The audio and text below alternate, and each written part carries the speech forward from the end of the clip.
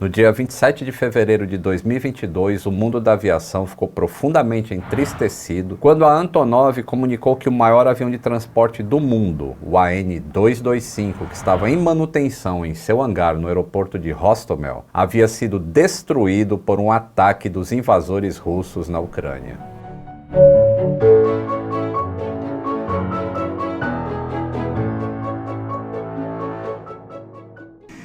Saudações aeronáuticas! Tudo bem com vocês? Tudo bem. 12 anos atrás, num belo domingo ensolarado, eu estava trabalhando no aeroporto de Guarulhos e não havia outro lugar que eu gostaria de estar naquele dia. Por volta das 10 horas da manhã, na pista 9 da direita, pousou pela primeira vez na América do Sul o Antonov 225 Miria. Todas as cenas que estão nesse vídeo foram recriadas pelo meu amigo e parceiro Wilbert, do Cinematic MSFS. Eu vou deixar o link do canal dele para vocês darem uma força se inscrevendo lá, tá? Tá aí na descrição e nesse card aqui também. As imagens do Flight Simulator ficarão em nossos sonhos, assim como o nome do AN-225. Sonho. Hoje, centenas de pessoas estão perdendo suas vidas, suas casas, suas famílias e seu país em uma demonstração estúpida e egoísta de poder. E a destruição do Miria, que significa sonho, como eu falei, em ucraniano, tem esse seu significado mais do que expresso ao pé da letra. Os meados dos anos 70 do século passado foram um período de muitas conquistas na exploração espacial. Naquela época, satélites da União Soviética e dos Estados Unidos tornaram-se partes importantes da infraestrutura militar e da economia mundial. Estações espaciais tripuladas estavam na órbita da Terra e os primeiros passos para a cooperação entre as duas superpotências estavam sendo dados. Na época, parecia que a taxa de exploração espacial iria aumentar. Isso significava que seriam necessários novos meios mais econômicos de lançamento de cargas úteis para colocar em órbita, em substituição aos caríssimos veículos de lançamentos descartáveis. Os Estados Unidos começaram então a dedicar os seus investimentos no chamado ônibus espacial.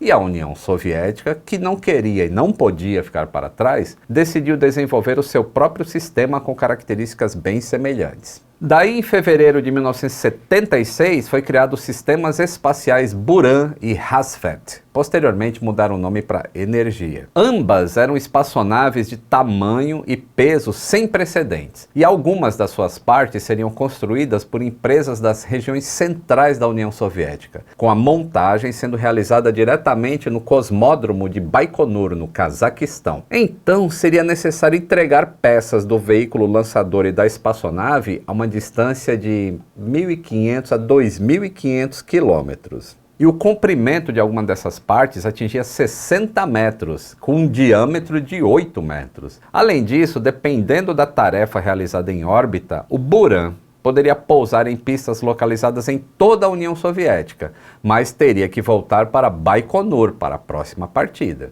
Para transportar tudo isso, o transporte rodoviário, ferroviário e aquaviário era inadequado, devido à necessidade de construir novas estradas ou reconstruir as existentes, renovar pontes, ampliar túneis, elevar linhas de energia e mais esse monte de coisa. A única rota de transporte viável era pelo ar. Assim, a liderança do Ministério da Indústria da Aviação pediu para o escritório de projetos da Antonov que desenvolvesse uma aeronave específica para transportar partes desses sistemas espaciais. Os projetistas do Buran também consideravam desenvolver um sistema de transporte espacial reutilizável, não com um lançamento vertical, mas com um lançamento horizontal, em que o primeiro estágio seria um avião e o segundo um pequeno ônibus espacial com tanque de combustível. Nesse caso, a aeronave seria transformada de um transportador relativamente simples em um verdadeiro espaçoporto voador, a partir de onde o veículo, com a massa total aí de 170 toneladas, seria lançado em órbita. A Antonov estava trabalhando na criação do AN-124, a aeronave com maior capacidade de carga do mundo na época. E essa futura aeronave poderia servir como base para uma aeronave especial para o transporte dos veículos espaciais e também para o espaçoporto voador, já que a carga útil era de cerca de 170 toneladas. O único problema era que o AN-124 ainda não existia. ele precisaria primeiro ser concluído e depois testado, isso ia levar anos. Além disso, o uso para o lançamento aéreo de uma espaçonave não era adequado, por causa do estabilizador vertical, que ficaria na direção dos motores da espaçonave. E a Antonov não poderia mudar essa característica de um avião quase acabado, e que também já estava aprovado por todos os institutos de regulamentação. Então, os designers em Kiev tentaram modificar o turbohélice AN-22 para uso como transportador. Em princípio, essa modificação seria possível de duas formas, ou com a colocação da carga em cima do avião ou dentro da cauda, com a fuselagem devendo ser alargada para 8,3 metros. Os dois métodos apresentavam problemas de estabilidade e também controlabilidade da aeronave, além de problemas estruturais, e a ideia foi descartada. Aí o programa espacial foi forçado a depositar suas esperanças no projeto VMT, que era uma modificação do bombardeiro estratégico Myasishchev 3M, construído em meados da década de 1950, capaz de quebrar o galho pelo menos durante o período de construção do primeiro Energia Buran. A modificação consistiu em reforçar a estrutura da aeronave de produção, equipando-a com componentes externos de fixação e cauda dupla, o que proporcionou a capacidade de transportar cargas longas. O avião realizou 150 voos para o espaçoporto, transportando componentes do Energia Buran, porém com grandes riscos, e só terminava bem, muitas vezes, esses voos por causa da coragem e do profissionalismo das tripulações. Além disso, o VMT não conseguiu transportar todas as partes necessárias. Ele conseguia levar o Buran apenas sem o estabilizador vertical e sem equipamento interno, e não era possível soltar no ar, como a NASA já estava fazendo com o Boeing 747 e o Shuttle. E afinal, era um avião lançado um quarto de século antes, para outra finalidade. E a necessidade de desenvolver um substituto era urgente. Aí no final de 1982, a Antonov começou os ensaios do AN-124. E suas potenciais capacidades de transporte permitiram levar componentes como a unidade central do Energia, com tanques de hidrogênio e oxigênio juntos. Só que o transporte externo de cargas longas ainda era dificultado por causa da cauda do AN-124. Nessa época, os projetistas espaciais concluíram que um sistema de transporte múltiplo com partida horizontal teria um peso não de 170 toneladas, mas entre 220 e 270 toneladas. Aí, com essas requisições, o Antonov 124 não era mais adequado. Era preciso criar outra aeronave com maior capacidade.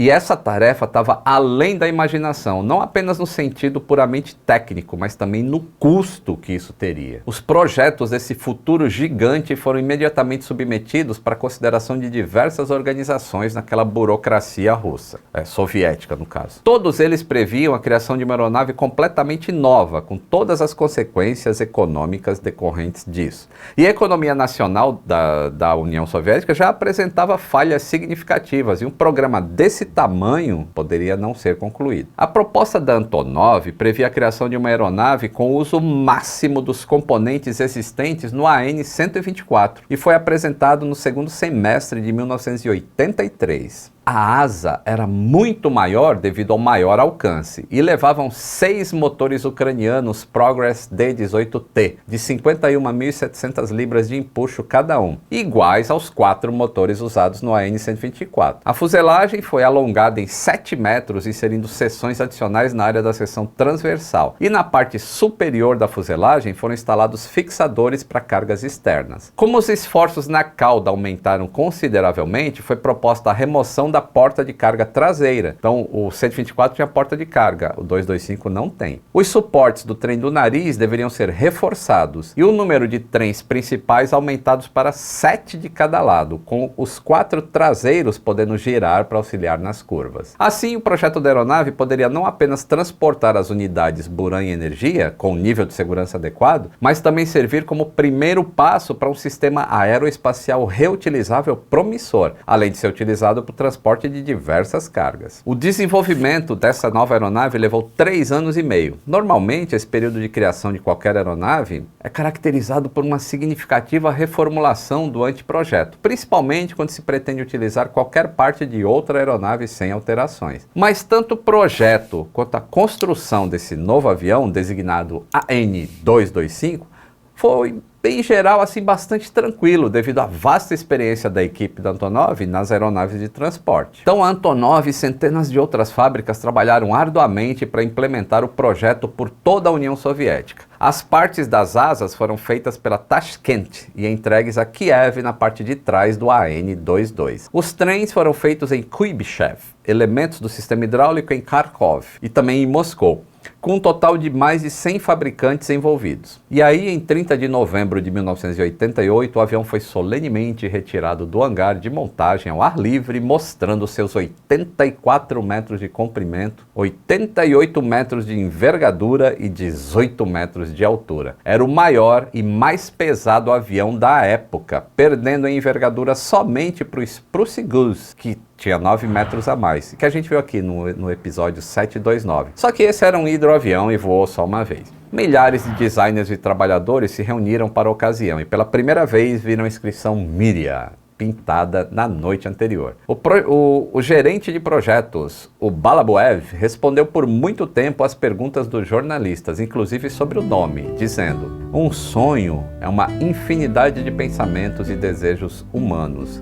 O sonho nos leva adiante e nunca desaparecerá enquanto uma pessoa estiver viva no planeta. E se um avião nasceu em solo ucraniano, deixe-o levar a bordo uma palavra de seu idioma, Mria. Não sei como se pronuncia. O avião foi rebocado para o aeródromo da fábrica e entregue à equipe de testes. E as boas características que herdou do AN-124 tiveram um efeito positivo nesses testes de solo nos sistemas de bordo. 3 dias depois, a aeronave deu os primeiros passos independentes lá em Sviatoshin, com taxiamento, curvas e corridas até uma velocidade de 200 km por hora, inclusive com o trem dianteiro do nariz saindo do chão. O comportamento do AN-225 acabou sendo exatamente o que tinha sido projetado, e o primeiro voo estava programado para dezembro de 1988, 20 de dezembro, só que o tempo não ajudou. No dia seguinte, o tempo também estava bem ruim, nuvens baixas, neve. Ainda assim, o avião estava lá na pista. Depois de correr cerca de 950 metros, levantou o voo. E esse primeiro voo durou 1 hora e 14 minutos e determinou as características de estabilidade e controlabilidade da nova aeronave. Confirmou várias correções aerodinâmicas e verificou o funcionamento dos sistemas de equipamento de bordo. O voo revelou a qualidade das características reais do AN-225 e a coincidência do comportamento real da aeronave no ar com o que tinha sido simulado anteriormente na fase de projeto. Tudo correu tão bem que o piloto de testes, o Galunenko, disse a repórteres depois desse voo que se a Antonov continuasse a fabricar as aeronaves dessa forma, os serviços de pilotos de teste simplesmente não seriam mais necessários. E realmente os testes da aeronave ocorreram sem grandes problemas. Eles se tornaram uma confirmação que a ideia de criar o AN-225 com base no AN-124, que já havia passado em todos os testes necessários, foi acertada. E devido à semelhança estrutural e da maioria dos componentes, sistemas e equipamentos de bordo dessas aeronaves, o custo conseguiu ser reduzido significativamente e também o número de voos de testes. 1989 foi um ano de conquistas para para Antonov. Em fevereiro, Mikhail Gorbachev visitou o AN-225 no aeroporto de Kiev e foi tomada a decisão histórica de colocar 2 AN-124 à disposição da Antonov. Esse evento abriu as portas para as operações de transporte comercial utilizando as aeronaves e serviu de estímulo para a criação da Antonov Airlines. E em 22 de março de 1989 ocorreu um dos dias mais significativos da história do AN-225. Ele voou para quebrar recordes mundiais. Depois da pesagem cuidadosa da carga de 156,3 toneladas, o Miria decolou. A contagem das conquistas começou imediatamente após a separação do chão. Concorrendo com o americano Boeing 747-400, que tinha o recorde de peso máximo de decolagem, que era de 404 toneladas, o AN-225 pulverizou essa carga em mais 104 toneladas. Foram 110 recordes mundiais estabelecidos nesse voo, incluindo o recorde de 815 km por hora em velocidade de voo, em um circuito fechado de 2.000 km de comprimento, com uma carga de 155 toneladas e também altitude recorde com essa carga, de 12.430 metros. Obviamente, o AN-225 não foi criado para recordes, e logo o avião começou a realizar o seu trabalho. Em 3 de maio de 1989, o Miria decolou do aeródromo de Baikonur, carregando sua primeira carga nas costas, a aeronave Buran,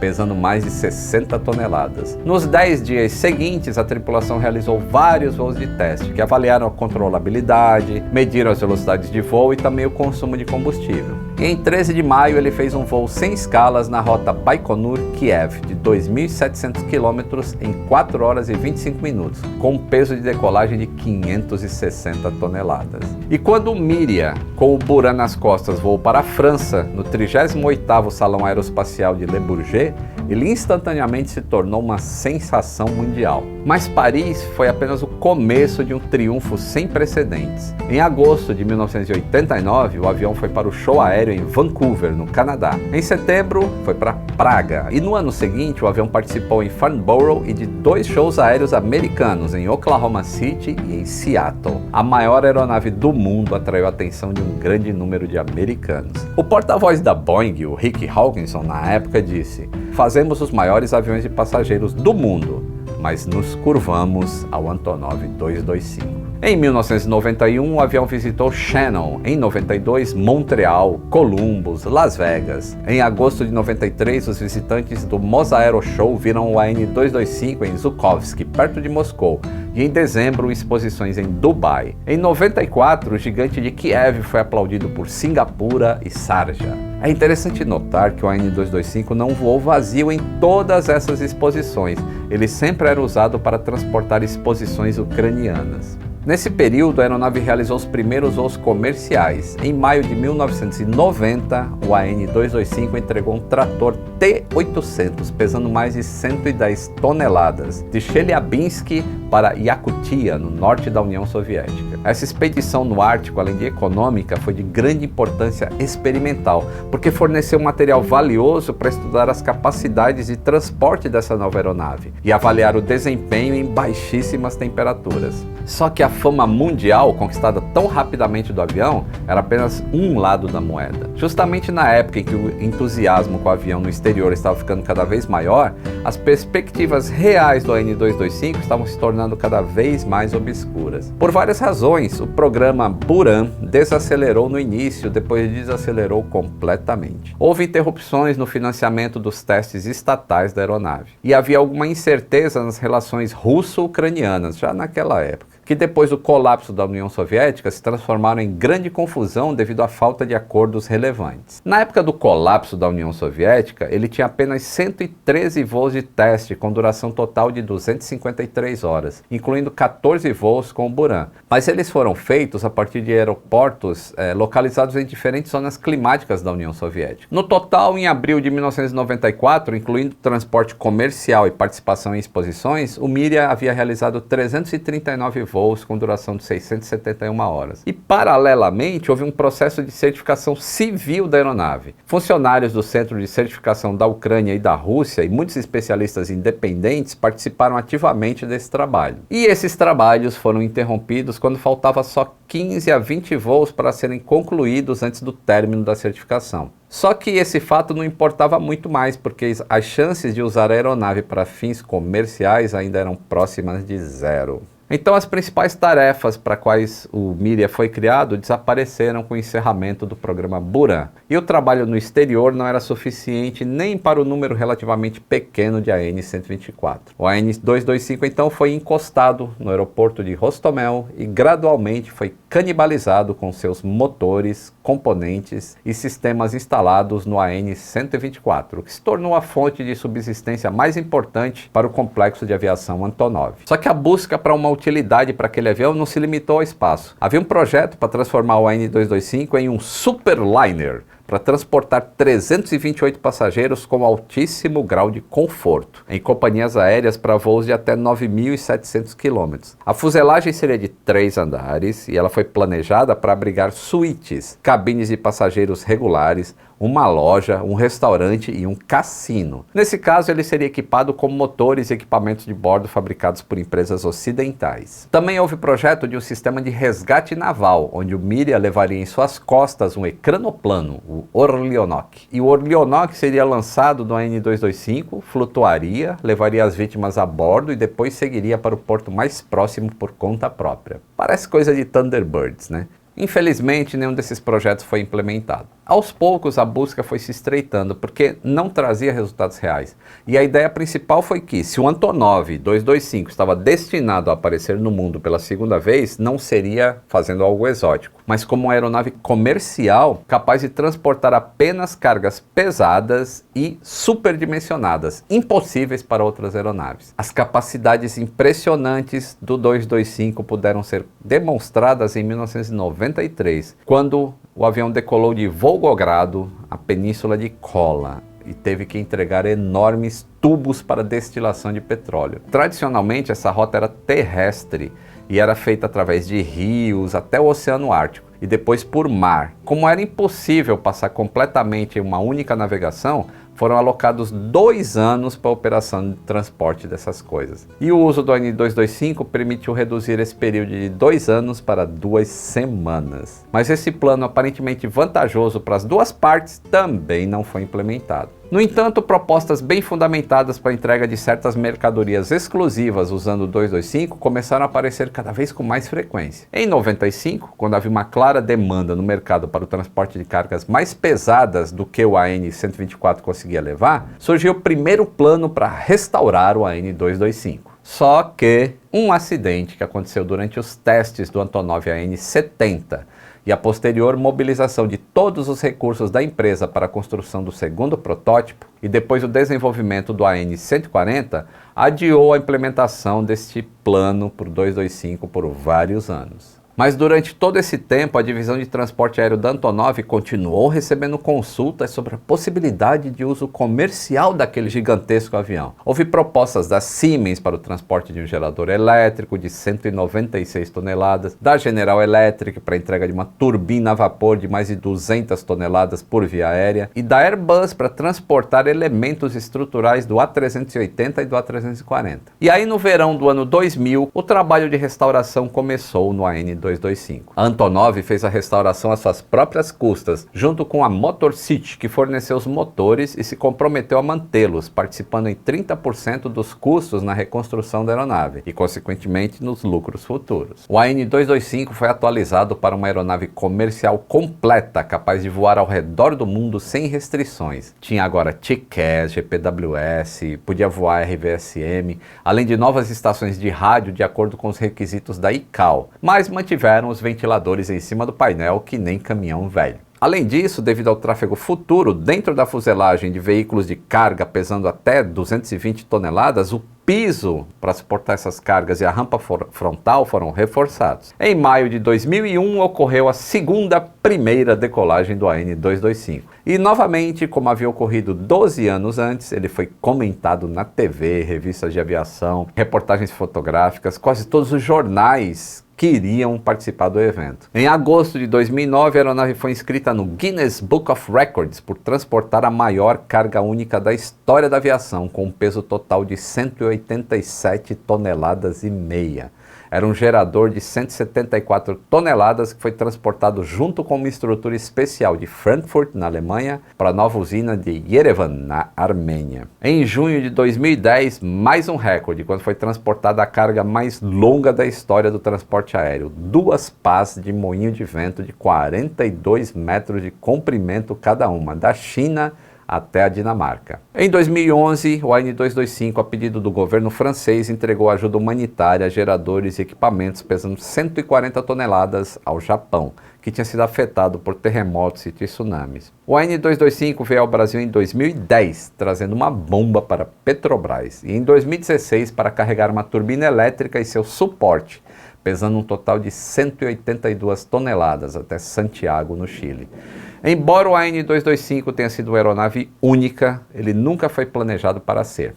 Existe uma segunda fuselagem que está aí 60% completa, desde que o dinheiro acabou depois do colapso da União Soviética. Todos os componentes essenciais da superestrutura foram fabricados, incluindo a fuselagem, asas, nariz e cauda. A Antonov esperava terminar esse segundo avião e garantiu que o avião inacabado fosse cuidado durante todo esse tempo. Houve rumores de que essa segunda aeronave seria concluída e colocada em serviço. Em 2016, inclusive, disseram que a China estava investindo na Antonov para terminar esse avião. Só que o início do conflito entre Rússia e Ucrânia complicou a situação e não se ouviu mais falar disso desde essa época. Em 2021, houve mais relatos de que a fábrica ainda estava procurando investidores para permitir que concluíssem esse segundo avião. A empresa disse que estava tendo conversas ativas com vários países sobre o desenvolvimento da frota de aeronaves ucranianas e também mencionou especificamente o segundo AN-225. A Antonov disse que esse gigantesco quebra-cabeça de peças do avião poderia ser montado rapidamente caso houvesse financiamento suficiente, estimado entre 250 a 350 milhões de dólares. Agora que o sonho Miriam